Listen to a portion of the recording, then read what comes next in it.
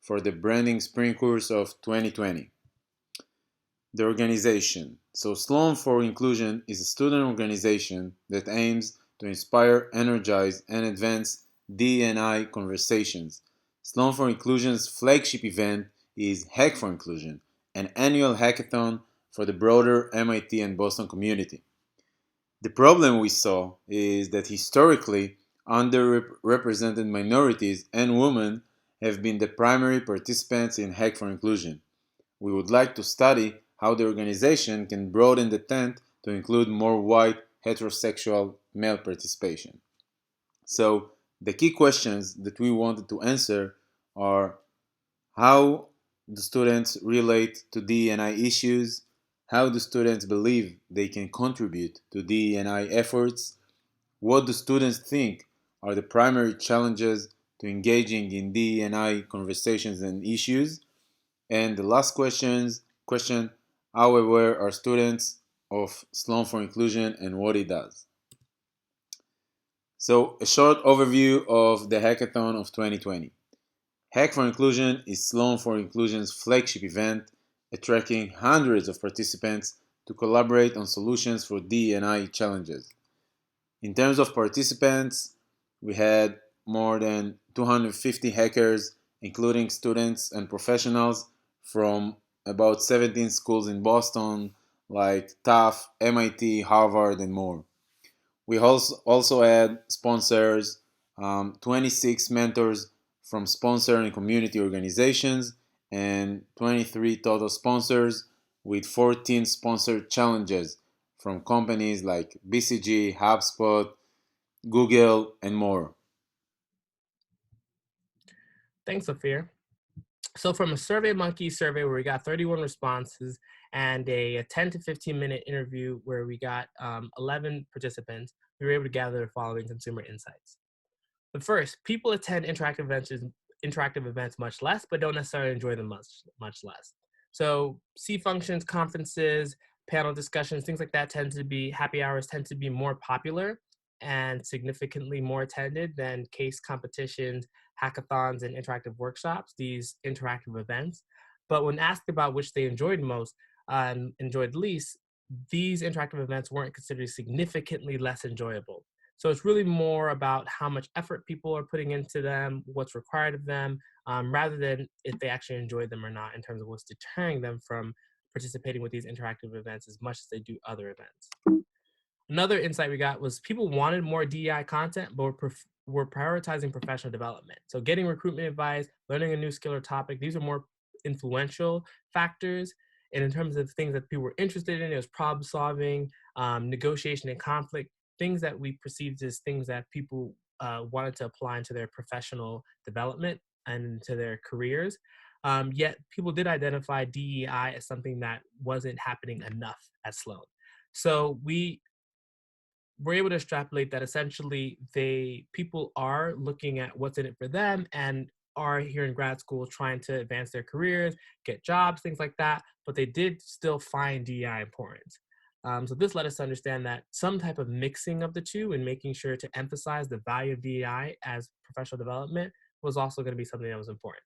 In our qualitative analysis, in our qualitative interviews, we were able to get a little bit more of an understanding that people were generally interested and open to DEI, but there were some barriers to entry.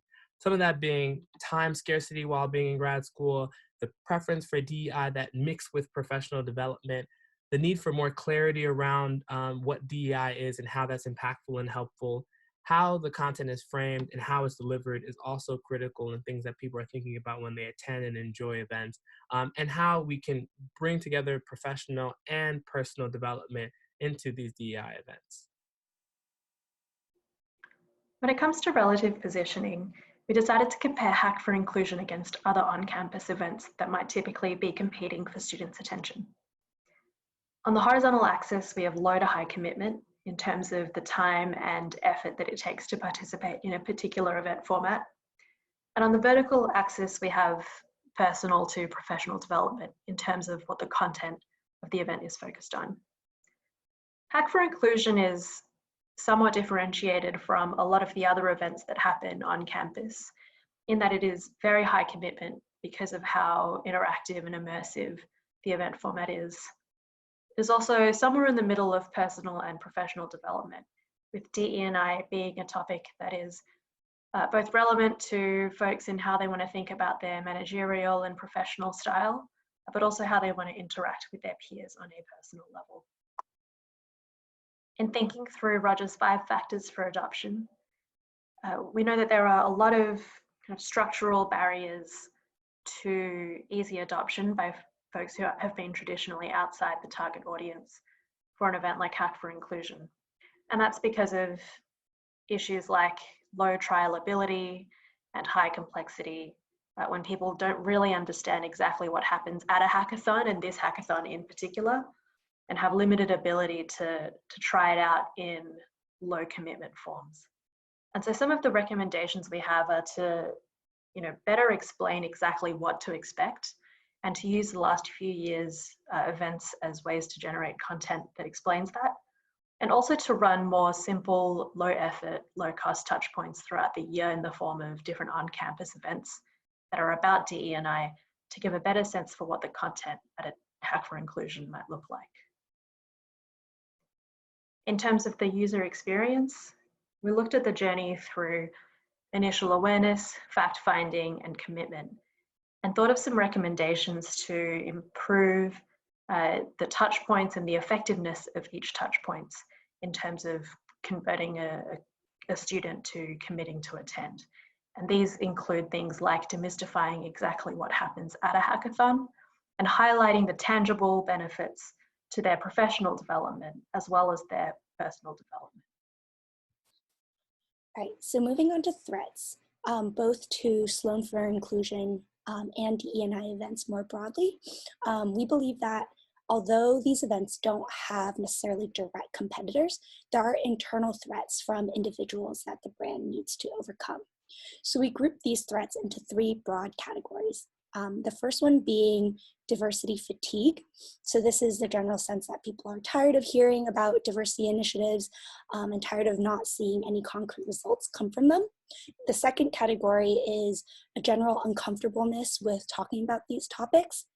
And then the last one, which is important, is this sense of what's in it for me. So individuals wondering how they would benefit from DE&I events and engaging in these events.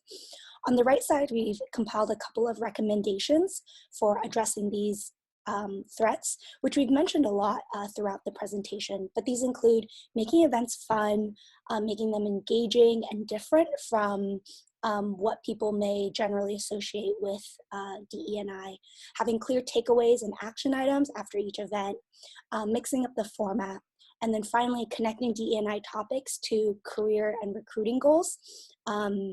This can be accomplished through partnerships with clubs to brainstorm topics that would be relevant for their members. And then lastly, emphasizing that diversity benefits everyone, which brings us to kind of our creative brief. So our creative brief, again, echoes a lot of the themes we've discussed throughout this presentation. But one thing I do want to call out is kind of the single most important thing we want individuals to take out of our advertising, which is that DE&I benefits everyone, from individuals to schools to businesses. We believe this kind of message will be key to the brand, which we want to be described as creative, engaging, personal. And finally, we believe we can make this believable through personal stories, case studies, and data. And then finally, some key takeaways. So our research revealed a lot of insights about how Sloan students perceive hackathons as well as DE&I events.